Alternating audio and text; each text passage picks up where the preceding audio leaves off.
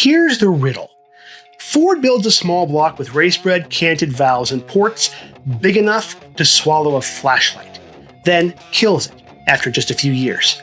If the 351 Cleveland was so good, why didn't it keep going? Howdy folks, Ed here. Welcome back to Bullnose Garage. If you've ever stared down a Cleveland 4V intake port, you know it's not your garden variety small block. It's a hallway. Canted valves, massive cross-section, and a chamber design that was so far ahead of the gas you could buy at the pump, it was crazy. So here's the question again. If the 351 Cleveland was that good, why did it die a quiet death? Today, we're going to tell the whole story, including the crazy head engineering, oiling issues, and how to build one that doesn't suck. Then, we'll settle the Cleveland versus Windsor debate like grown-ups. By the end of this video, you'll know exactly how to spot a real 4V head, why Quench is more than a buzzword, and how the Cleveland small block made big block power through airflow and physics. From conception to early death, and from American muscle to Aussie street heroes, this is everything that made the 351 Cleveland the most misunderstood Ford small block ever built. This is your 351 Cleveland Masterclass.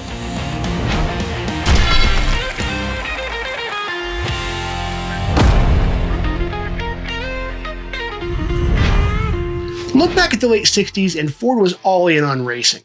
They just blown the doors off Le Mans with 427 side oiler in 66, and between NASCAR and Trans Am, Ford's engineers had learned one thing: airflow wins races. The faster you could spin it, the more power you made, but that only worked if your heads could move enough air to keep up. At the same time, the Windsor plant in Canada couldn't keep up with small block demand, so Ford's engine engineers in Cleveland, Ohio were told to build their own version. The mission was simple: build a small block that could take a deep breath at high RPM, then drop it into street cars, and let the image sell the hardware. Ford knew racing credibility sold cars. If the same basic engine was powering Boss Mustangs and stock cars, it wouldn't just win trophies. It would win showroom traffic. Enter the 351 Cleveland. What came out wasn't just a copy. It was a whole new take on how a small block could breathe. And it was a small block by Ford standards, but it used big block thinking up top. The heads were a clean sheet design, and on paper, it looked incredible. Massive ports, canted valves like the 429 and 460, and big valve sizes that let it breathe like an engine almost twice its size. It sat next to the Windsor on the showroom floor. The Cleveland was the hot ticket for a couple of shining years. Boss 351s, Panteras, Torinos, all running a small block that could hang with the best from GM and Mopar. It had the swagger, it had the numbers, and for a while, it had the spotlight. North American production kicked off for 1970 and wound down after 1974. That is quick. In that window, get the headline acts: 351C 2V for street torque, 351C 4V for high RPM heroics, the one-year Boss 351 in 71 that showed everyone what the architecture could do, and the later Cobra Jet variants when emissions and lower compression started kneecapping the party. The 351 Cleveland was the first member of what Ford called the 335 engine family. The name came from management's insistence that the engine be greater than 335 cubic inches, and it just stuck as the name of the project. The family shared a lot of design DNA: wide pan rails, canted valve heads, and castings meant to be modular across cars and trucks. Ford wanted something that could scale from high-revving 351 for Mustangs and Torinos to a torque-rich 400 for full-size cars and pickups. Now, I'll save the M block and 400 story for another video, but just remember this: the Cleveland wasn't a one-off. It was the starting point for a whole generation of Ford V8s built around airflow, strength, and modular casting. So, the question remains: why did it fade so quickly? A few reasons stacked up, but if you've seen any of my other videos about engines from this era, the main chorus, song, and dance is the same. Emissions rules turned brutal and compression came down. Those massive 4V ports needed a cam, aggressive gear ratio, and a high-flow carb to shine, stuff that got harder and harder to justify. Insurance companies didn't help. They started hammering high-compression, high-horsepower cars with premium hikes so steep that kids were paying more to insure a car than to own it. Anything with a big carb, hot cam, or high compression got labeled a high-risk vehicle, and Ford's performance engines were right in the crosshairs. The Cleveland's race-bred hardware suddenly looked like a liability on the showroom floor. Profit-wise, Ford already had tooling, supply chains, and a massive aftermarket built around the Windsor block. The Windsor plant up in Ontario had been cranking out small blocks since the early 60s. It had huge production capacity, established supply lines, and a lot of people's livelihoods tied to keeping those machines running. The Cleveland plant, on the other hand, was newer, smaller, and building an engine that didn't share a lot of components with anything else Ford really made. So, when the early 70s hit with emissions rules tightening, fuel getting pricey, and insurance companies treating performance cars like a crime, Ford didn't have a mystery to solve. The Cleveland was a thoroughbred built for an era that was already disappearing. The Windsor was cheaper, simpler, and already bolted into half of their lineup. From a boardroom standpoint, it wasn't even a choice. The Cleveland wasn't killed because it was bad. It was killed because the world around it changed, and the Windsor fit that world better. Interestingly, Australia didn't have that same tug of war. They'd already sunk real money into Cleveland tooling for the Falcon GTs, and instead of walking away from it, they doubled down. They kept developing the heads, refining the chambers, and making the package better year after year. Future Ed in the editing room here. I realize this section might make it sound like Ford shut down the Cleveland plant and walked away from the whole thing, but that's not what actually happened. Ford stopped building the 351C in the US after the 1974 model year, but the Cleveland engine plant itself kept right on going. It was retooled for newer engines, everything from small V6s to modern modular stuff, and it stayed active for decades after the Cleveland V8 was gone. The 351C architecture died in the States, but the engine plant and the workforce didn't. And while Ford in the States moved on to the 351M, 400, and the Windsor family, Australia did the exact opposite and moved things down under. At first, they imported complete 351Cs from the US. Then they stockpiled about 60,000 American cast blocks when Dearborn stopped production. Once those ran low, Ford Australia started casting their own Cleveland blocks at the Geelong foundry. That's where the 302C and Aussie 351 came from. Same basic Cleveland design, smaller ports, and those closed chamber heads everybody loves today. And that tells you something important. The Cleveland wasn't a dead end.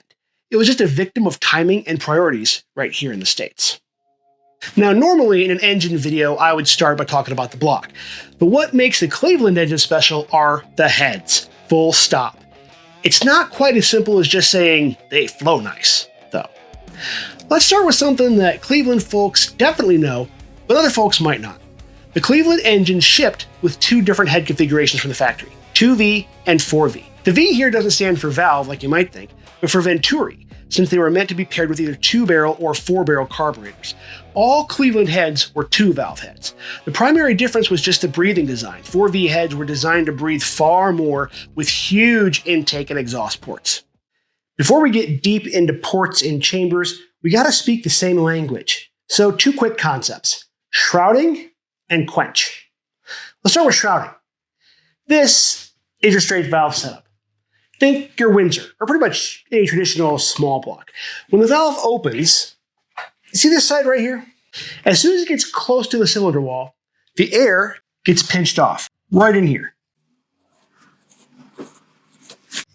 I'll use blue to show you some good airflow and red to show you some pinched off airflow. Okay? That right there, you can see it's basically running face first into that wall. That's shrouding. And it kills low and mid-lift flow, the RPM range right where street engines usually live. Now, let's look at the canted side. This is like your typical Cleveland head. Like I said, canted, tilted back, tilted over, angled away from the wall.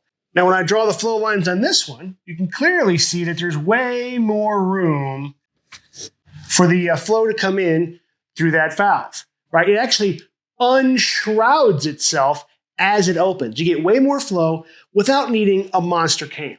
Ford didn't invent this for the Cleveland. They borrowed it from the 429 and the 460 big blocks. Works there, works here. Now, over here under Quench, this is your closed chamber Cleveland. You see this flat pad right here? This part. That is a Quench pad. When the piston comes up right here, the gap between these two surfaces is really tight. We're talking 35 to 40 thousandths. And when that piston gets close, it shows the mixture across the chamber. So it squishes all the air that's in this area here, gets trapped and gets pushed violently out into this chamber. The squish and tumble there stirs all that air up, mixes up the fuel, and it speeds up the burn. It also helps fight detonation because the charge burns fast and predictable instead of lazy and patchy. Speaking of lazy and patchy, we compare that to this open chamber next to it. Ford basically just milled out this whole section right there. And you can see it's just like a big bowl. No real squish, no tumble, just a lazy burn. Now, granted, we're talking about lazy in terms of inside of a combustion chamber, so it's not that lazy, but still, it's far lazier than this closed chamber design. And it worked for emissions, but not for throttle response or knock resistance. See, that's why the early closed chamber 4V heads are so desirable. In the US, every single 2V head got the open chamber. Only the early 4V heads had this good closed Quench design. But down in Australia, Ford kept the smaller 2V ports, which is great for street velocity, and they also kept the closed chamber. That's why Aussie heads are the hot street combo today. Small ports, good velocity, and real Quench. Now that we got those two ideas straight, let's talk about the ports themselves. Cleveland 4V heads were absolutely unhinged for production small block. Huge intake runners, gigantic valves, and with that canted layout, almost no shrouding. At the gasket, the 4V intake port window is about 2.5 by 1.75 inches. That's the size of this Motorola power brick. That brick-sized hole is feeding 2.19-inch intake and 1.71-inch exhaust valve. That's the bottom of this spray can and the size of this challenge coin, respectively. That's how Ford ended up with a small block that breathes like a big block. The 2V ports pull things back to reality, much smaller window, more like this dog tag, but still with canted valves. So, still good flow, just tuned for street velocity instead of 7,000 RPM dyno pulls. And you lose some of the top-end bragging rights, but the engine wakes up way earlier in the RPM range, and on real roads, it actually matters more. Hey, quick interruption to ask a favor. Could you hit the little like button for me right there? It's the little one like this. Great. See, it costs you nothing and it helps me out a bunch. Also, a subscription would be cool too, but no pressure. Thanks. All factory Cleveland heads were cast iron. No aluminum options from Ford. The early closed Quench-style 4V chambers measured around 61 to 63 cc, while the later open chamber 4V and all 2V heads were closer to 74 to 77 cc. That change alone dropped compression almost a full point. Most early 4V engines ran roughly 10.7 to 1 compression, while later open chamber versions were closer to 9 to 1 or even the high 8s, depending on piston dish and how far the pistons sit in the bore from the factory. Back in the early 70s, that mattered because premium meant high-octane leaded fuel. When unleaded and lower octane blends took over, those high compression closed chamber combos suddenly got really picky about spark advance and fuel quality. The open chambers were Ford's answer. They were cheaper to build, burned cleaner, and tolerated the lousy pump gas of the era. So those two heads is what gave the Cleveland its split personality depending on your head choice. Brutal on the track with a 4V and high compression, or smooth and drivable on the street with a 2V and open chambers. If you're trying to tell the difference between a set of Cleveland heads, look at the intake face. 4V ports are rectangles big enough to lose a socket in, and 2Vs are shorter and more oval.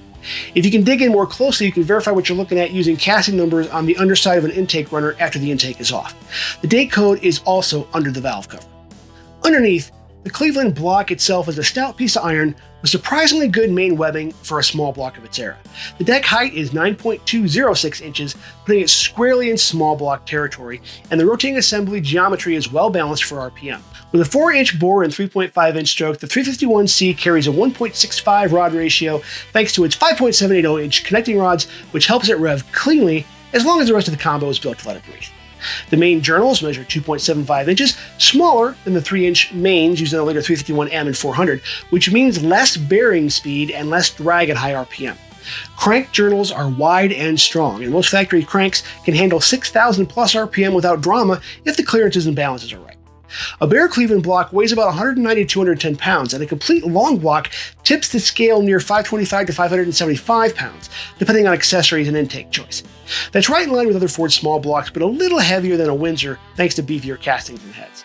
Uses the same firing orders as the 351 Windsor too, 137, 26, 548. Where people really start arguing is the oiling path. You'll hear folks say that the Cleveland feeds the top end first, or that it starves the mains because of how the galleries are laid out. And that's close to the truth, but it's not the whole picture. See, here's what actually happens. The oil pump sends pressure straight up the front of the block, right next to the number one main and cam bearings. And this is where this diagram messes with your head, because it looks like those bearings should get oil first.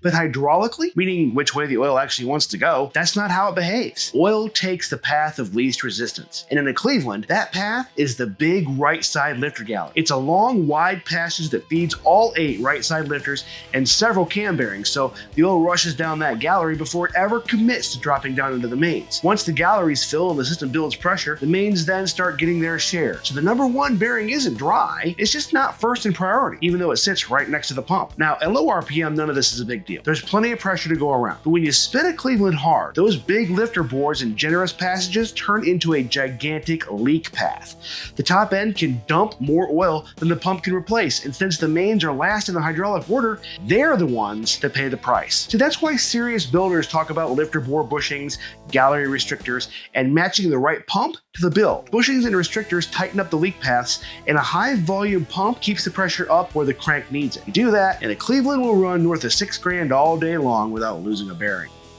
Here's a fun bit of Ford trivia. The Cleveland's oiling reputation, starving the mains at high RPM, gets compared to the old FE engines, especially the early center oilers. Those FEs did feed the crank last, which is why Ford invented the famous side oiler for Le Mans. The Cleveland isn't the same situation, but the symptoms do kind of rhyme. So why didn't they give the Cleveland the same fix? Timing, priorities, and cost. In the case of the Cleveland, Ford wasn't actually designing a race engine. They were designing a high-volume street motor that needed to meet emissions and cost targets. Even though it had racing blood, it was really designed for Dearborn, not Daytona. At normal street RPM, that's no problem at all. The issue only shows up when you spin it hard for long stretches. Exactly what racers love to do. And of course, racers being racers, they figured out how to hot rod the oil system anyway. Something else to note here if you're building one, most production Clevelands run a non-adjustable valve train. That means stamped rockers on cast pedestals, the same setup Ford used on their big 429 and 460 engines. The hydraulic lifters took up the slack automatically, so there's no lash to set with a wrench. If you need more or less preload, you change the push rod length or shim the fulcrum. The Boss 351 and later 351HO were the exceptions. They got screw-in studs, guide plates, and solid lifters, which meant a fully adjustable setup built for real RPM. That's one of the reasons why those two are the ones everybody still talks about. Because the name of the game with this engine is airflow, induction strategy is where you make or break a Cleveland. A 4V with a tiny cam and a lazy dual plane can feel like a tractor that lost its wallet until about 3,000 RPM. That's not the engine's fault. That's mismatched parts. The 4V's massive 250-ish cc intake runners move a ton of air up front, but they need velocity to work down low. Give it some cam duration, decent lift, and an intake that actually feeds those ports, then back it up with a real gear and converter, and suddenly the lazy disappears. You get exactly what Ford intended, a top-end freight train. On the 2V, you can lean towards a shorter cam, keep the dual plane, and enjoy crisp throttle and street torque. The smaller 190 to 210cc ports build velocity fast, which means better low-end pull and cleaner mixture motion through the mid-range. Carb sizing matters, don't strangle it, but don't slap on a barn door either. A well-calibrated 650 to 750 CFM carb is perfect for most 351C street builds, while a hotter 4V combo loves 750 to 850 CFM when the RPM is there. If you go EFI, the giant port personality of the 4V gets a little friendlier at low speed. Modern fuel control and injector timing help fill in that off-idle hole and make the Cleveland behave like a high-tech small block it always kind of wanted to be. Now, I'm going to throw a lot of terms around, so let's kind of narrow in on that and talk variants for a moment, because the term Cleveland covered a few different animals. Like I said, I've already gone over the head versions, but it's worth looking at again in relation to where they all ended up within the larger Cleveland line. To start with, here's how the codes break down. The H code was your 2V street engine. The M code was the hot closed chamber 4V. The R code was a solid lifter boss, and the later Q code was the tamed down Cobra jet with open chambers for emissions. The letters changed, but the heart of the Cleveland stayed the same. Airflow first. Down in Australia, things got interesting. The Aussie 302C and 351C heads blended the best traits. 2V-sized ports for velocity with closed quench chambers for detonation resistance. That combo made a lot of street builds feel stronger than the spec sheet would suggest. They're the folk hero of Cleveland swaps for a reason. You'll find Clevelands and Mustangs, Torinos, and even the Tommaso Pantera, where that high-flow 4V really showed off. And across the Pacific, Australian Falcons were out there turning the same architecture into Brathurst racing legend. Here's a list compiled from known factory data and enthusiast sources. Local options or export versions may differ. Before we move on, a quick name trap. The 351M and 400 are part of the same 335 engine family, but they're not true Clevelands. They use a taller deck, larger mains, and a different bell housing pattern. Some parts interchange, but if you call a 351M a Cleveland, be ready for an internet jockey to call you a noob. Let's talk about what usually trips people up with these engines and what actually fixes it. First up, oiling at RPM. I've said before that Cleveland's oil system can starve the mains if you spin it hard with loose clearances or worn lifter bores. The fix depends on how wild your build is. For serious engines, lifter bore bushings keep oil where it belongs. You can also add restrictors to the lifter galleries to slow down the flow upstairs. As always, match your oil pump to the combo. A high volume pump is great when the system's set up for it, but it's just a band-aid if you're masking wear or bad geometry. Next, Cleveland cooling is different. It wants the correct Cleveland-style thermostat or a restrictor plate. There's a bypass passage built into the housing that needs to be managed so the engine reaches temperature and circulates correctly. The proper thermostat has a little hat or sleeve that closes the bypass once it's warm. You're on a Windsor-style thermostat and that bypass stays open and you'll fight weird warm-ups, hot spots in the heads, and an engine that always seems too warm no matter what you do. Then there's the old iron reality. These blocks and heads have been around for 50 years or more. You'll see core shift, valve guide wear, and the occasional mystery machine work from a previous rebuild.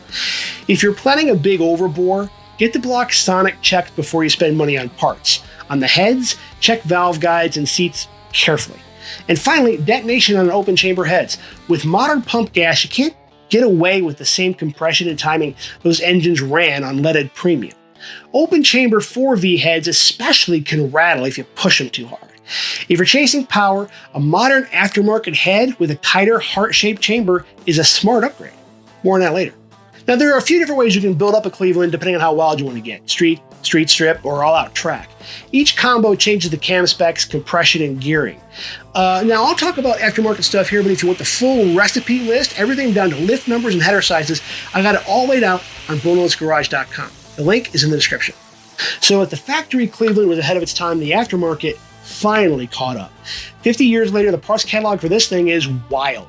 You can build a Cleveland from bare iron to dyno pull without touching a single Ford casting, except maybe the block itself. Today's aluminum Cleveland heads are basically a cheat code.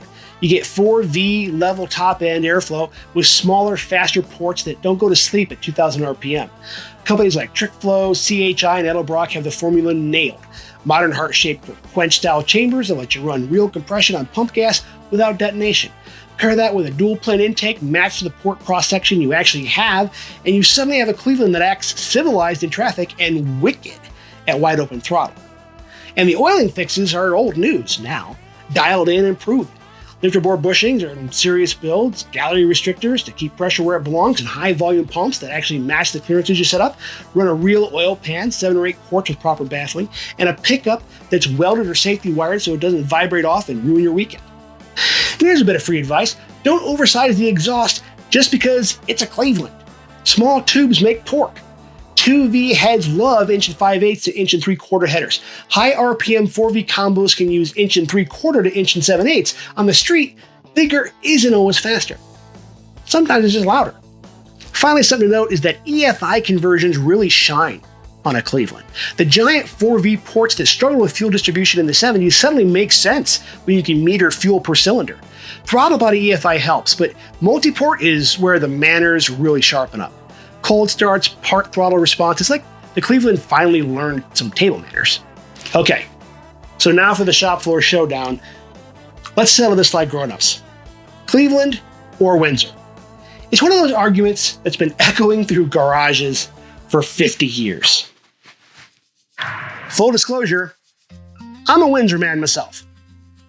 Bias aside though, here's the honest truth. The Windsor does win on practicality. Parts are cheaper, easier to find, and there's a stroker kit for every budget. It's lighter in a lot of trims, the oiling system's simpler, and if you want plug-and-play street torque with everything on the shelf at Summit or your local parts store, the Windsor's a layup. Just works. But the Cleveland is just pure Ford magic. Even in stock trim, nothing else in the small block Ford world moves air like it. Those heads flow like race parts right out of the gate. The valve train stays stable at high RPM, and the top end just keeps pulling when a Windsor would have already gone home.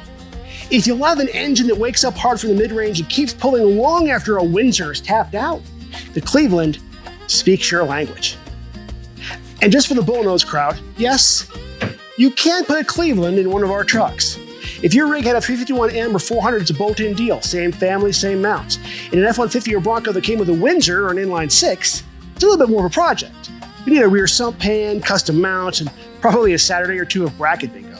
But man, once it's in, you got one of the coolest Ford mashups out there. So when should you pick what? If your goal is around 400 treatable horsepower with good manners and minimal drama, the Windsor's easy mode. Bolt it together, tune it, and enjoy it. But if what you want is a straight strip setup that feels like a small block pretending to be a big block, or you just want the coolest Ford conversation piece in the parking lot, the Cleveland's your answer. Especially if you're running Aussie-style Quench heads or a modern aluminum casting that brings the ports back to street velocity.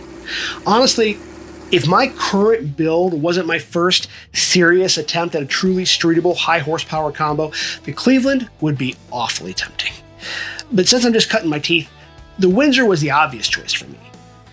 But someday, I'd love to build a Cleveland, just to remind myself why some Ford engineers in Ohio thought this crazy thing was the future.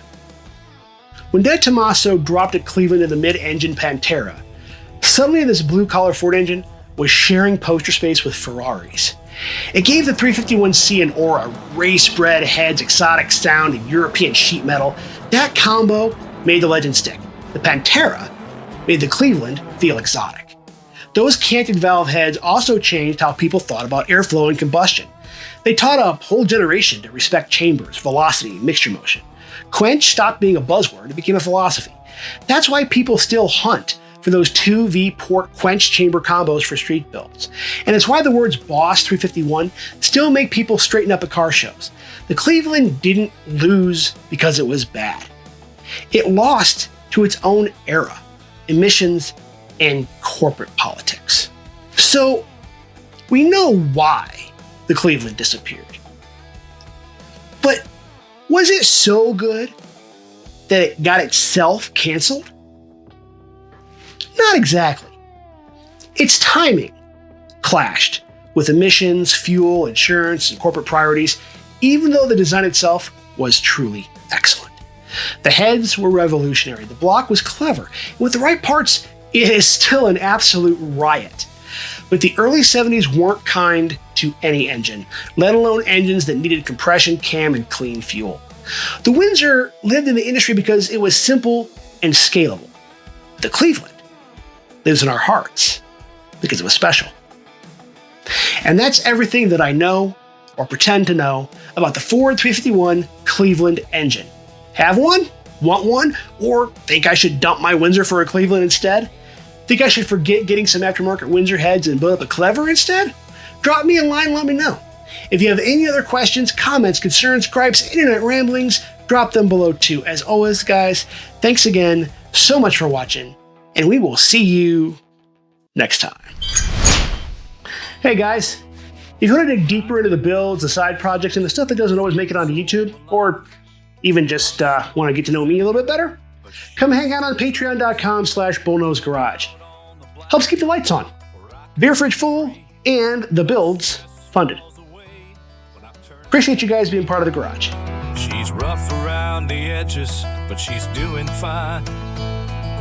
Tinkering away, getting things to shine. That garage, she's considered divine. Thanks again for